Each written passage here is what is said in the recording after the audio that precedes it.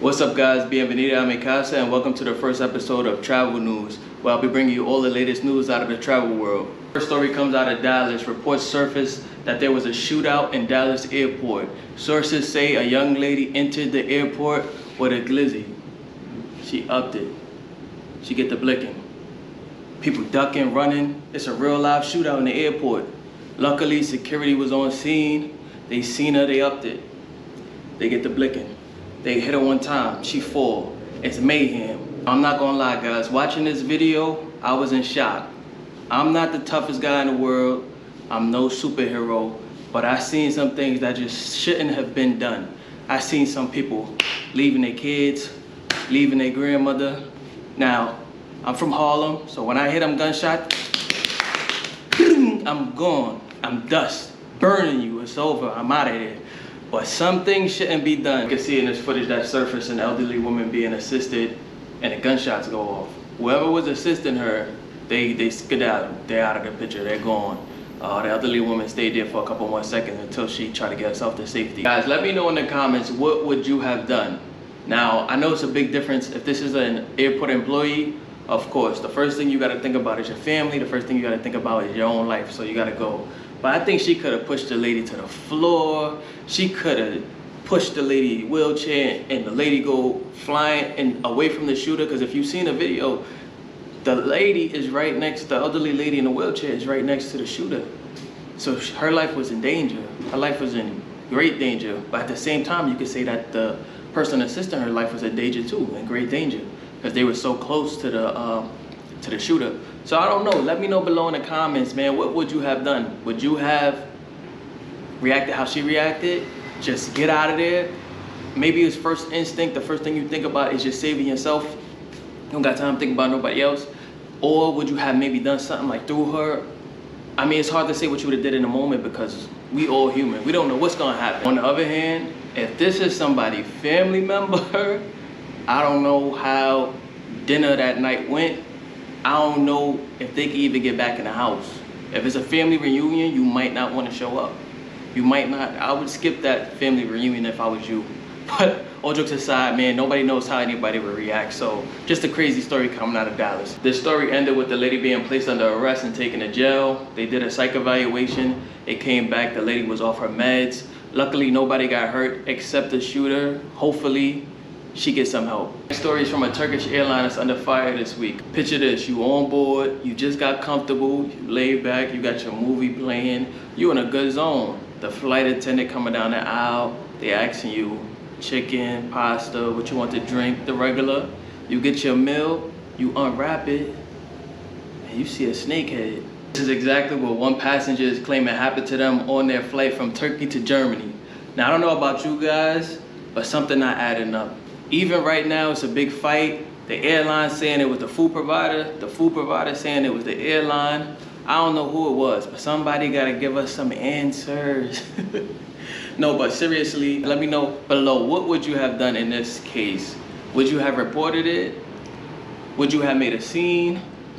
Or would you not have even known? Because I know some people would just be eating. Maybe it's a local dish, who knows? They eat snakeheads, we don't know. So they might be adventurous and like that type of stuff. Guys, our next story comes right out of the USA. As many of you guys have heard, Spirit has been brought in by Jetblue.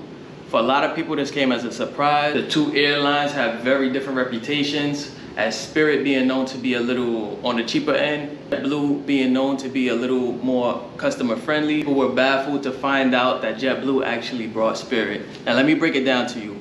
I'm no airline expert, I don't study this type of stuff, but I do have Google, and I did Google this. So what apparently happened is a lot of us from the East Coast think JetBlue is the end all be all, but in a grand picture of things, JetBlue is actually pretty small. So what happened is airlines have hubs, and basically this is like real estate. Think of it like that. You could keep your airplanes parked in these hubs, you could fly in and out of these hubs, and basically they're very long term, 30, 60 years. So once an airline gets a hub, more than likely another airline will never get it. This is basically what happened to JetBlue. JetBlue has a big presence on the East Coast, but it doesn't have the same presence on the West Coast. But guess who does? Spirit. So essentially JetBlue brought Spirit because they wanted the real estate space. And this was the only way to get it, because like I said, airlines almost never give up this real estate space. So you're kind of boxed out until, you know, maybe one spot opens, two spots open. It was a major move by JetBlue because now they get all the Spirit's hubs, they get all of the Spirit's real estate. Now, pros and cons of this move, at least for me, I think this was a good move. For travelers like me, this was kind of a big win. Well, it was like a lose-lose situation, but this was the lesser of the two evils. Now, Troy, what are you talking about? Think of it like this. If it wasn't JetBlue, it would have been Frontier. If it wasn't Frontier, it would have been JetBlue. So by JetBlue going ahead and buying Spirit, now we still have two major budget airlines. Now, if Frontier and Spirit linked up, that would have been a major problem for any budget traveler like me. Why? Because there's no more competition. Spirit basically has to price itself against Frontier, and Frontier has to price itself against Spirit. That's why you always see this, you know, competition and the prices kind of close to each other. But if Frontier and Spirit combine, they no longer need to put their prices so low because there's no competition. So that would have been a major problem. The second good thing about this is everybody knows about JetBlue and their customer service. So now, hopefully, that culture will increase Spirit's customer service, and maybe I could finally get my refunds that Spirit owes me. No, literally, they owe me like $400 in refunds. Now, the bad thing is we don't know how this will affect prices. We don't know what the new business model will be. We don't know if Spirit will act independently and JetBlue will kind of just manage the airline, or if they will completely join forces. I don't know if you guys remember, but maybe 6 years ago, 7 years ago, American Airlines and United combined. They still act independently. If you didn't hear the news, you probably never know they combined, but they're under the same umbrella. So we gotta see how the prices will be affected. The prices could go up if JetBlue feels like, you know, they don't want this to be a budget airline anymore. They want this to be a full service, customer friendly kind of airline. Or the prices could go down because just as JetBlue gained more hubs, Spirit gained more hubs as well. So we gotta just wait and see.